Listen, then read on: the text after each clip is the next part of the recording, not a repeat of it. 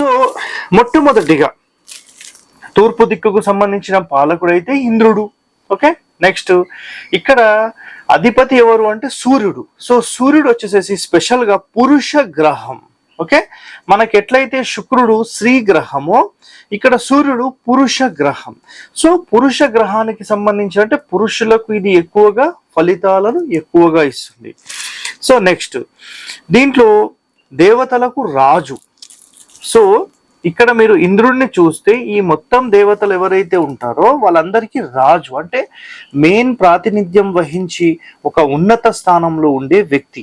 So కాబట్టి మనకు అసలు ఇలాంటి స్థానాలలో ఎవరు ఉంటారు అంటే జనరల్గా ఎమ్మెల్యేస్, పొలిటీషియన్స్, మన ప్రజలందరినీ ఎవరైతే పాలిస్తారో అలాంటి వ్యక్తులకు ఈ తూర్పు దిక్కు అనేది చాలా ఇంపార్టెంట్. తూర్పు ఫేసింగ్ అనుకోండి, తూర్పు దిక్కున ఎలాంటి డ్యామేజెస్ ఉన్నా వీళ్ళకి 100% అది మైనస్ అనేది చేస్తుంది.